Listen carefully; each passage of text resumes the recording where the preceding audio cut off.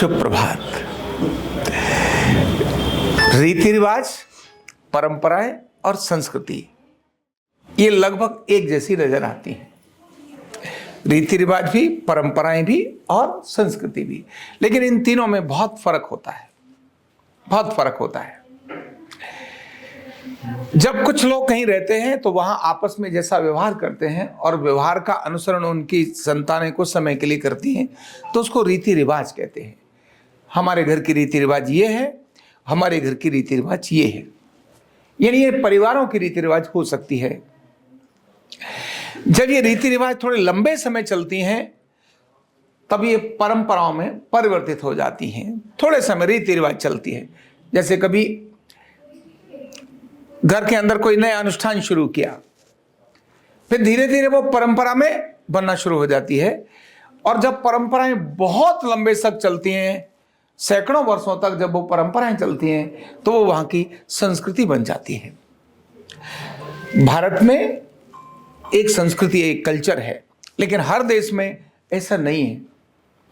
वहां की संस्कृति, वहां की परंपराएं बदलती रही, क्योंकि परंपराएं लंबे समय तक कंटिन्यू नहीं चली, इसीलिए वहां की संस्कृति यानी वहां की कल्चर नहीं बन सकी। वैसे कल्चर में और संस्कृति में बहुत फर्क है, दोनों में बहुत फर्क है। भारत ऐसा ही एक समृद्ध देश है जिसकी एक संस्कृति है, और जब इन संस्कृति की जानकारी किसी व्यक्ति को, अपने खानदान की जानकारी, जैसे बोलते हैं ना परंपराओं की, रीति रिवाज की जानकारी, तुम्हारे यहाँ अच्छा क्या है, जब ये पता चलता है तो व्यक्ति के अंदर गर्व महसूस होता है। यानी एक बालक जो पैदा हुआ है उसको ही पता चला कि हमारी परंपराएं ये हैं और वो परंपराएं अच्छी हैं और हमारी संस्कृति ऐसी है। जब ये पता चलता है तो उस व्यक्ति के अंदर एक अलग प्रकार का गौरव अनुभव होने लगता है। जैसे राजाओं की परंपरा है, कुछ खानदान की परंपरा है, जैसे संगीत के घराने हैं, उन घरानों की परंपरा शुरू होकर आ रही है, लेकिन वही लंबे समय तक जब चलती रह गई तो एक संस्कृति के रूप में तैयार हो जाएगी। जैसे एक मकान में आप कहीं जाते हो, वो केवल मकान होता है। एक धर्मशाला होती है जहां आप थोड़े दिन के लिए रुक जाते हैं, वो धर्मशाला माना जाता है, उससे आपका कोई बहुत कुछ अटैचमेंट नहीं होता। लेकिन आप कहीं किराए पर कोई मकान ले लेते हैं तो अब आप उसको थोड़ा थोड़ा घर कहने लगते हैं, लेकिन फिर भी उससे पूरा अटैचमेंट नहीं होता।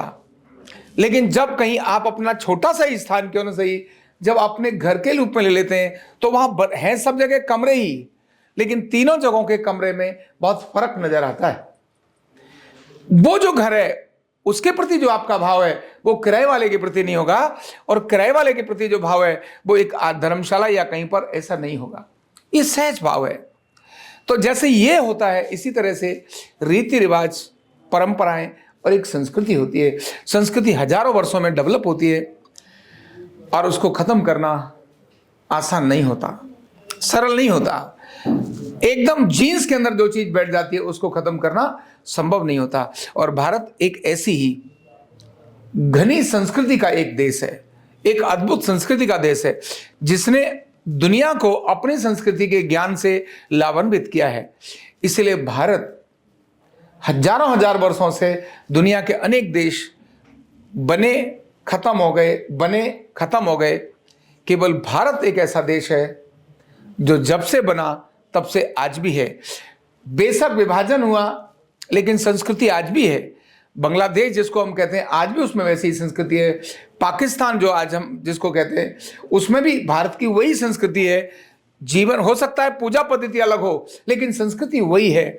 नेपाल की संस्कृति वही है, लंका की संस्कृति वही है, बर्मा की संस्कृति भी वही है। ये जितने भी भारत जिसको अखंड भारत कहते हैं उनकी संस्कृति वही है, क्योंकि संस्कृति हजारों वर्षों में बनती है, सैकड़ों वर्षों में नहीं बनती। आरोग्य पीठ की भी एक ऐसी परंपरा, आरोग्य पीठ की भी ऐसी एक रीति रिवाज है जिनको हमें अपने लिए स्मरण करना चाहिए। जब भी हम अपने परिवार के बारे में स्मरण करते हैं, हम अपने परिवार के किए हुए कामों के बारे में स्मरण करते हैं, तो हमें एक गौरव होता है। और हम लोग भी इसी परंपराओं को लंबे समय तक लेके जाएंगे तो निश्चित ही यह भी एक संस्कृति के रूप में विकसित हो जाएगी।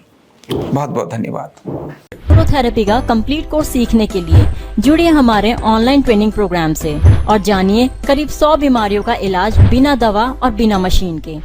इस न्यूरोथेरेपी ऑनलाइन ट्रेनिंग प्रोग्राम से आप घर बैठे बन सकते हैं गवर्नमेंट सर्टिफाइड न्यूरोथेरेपिस्ट।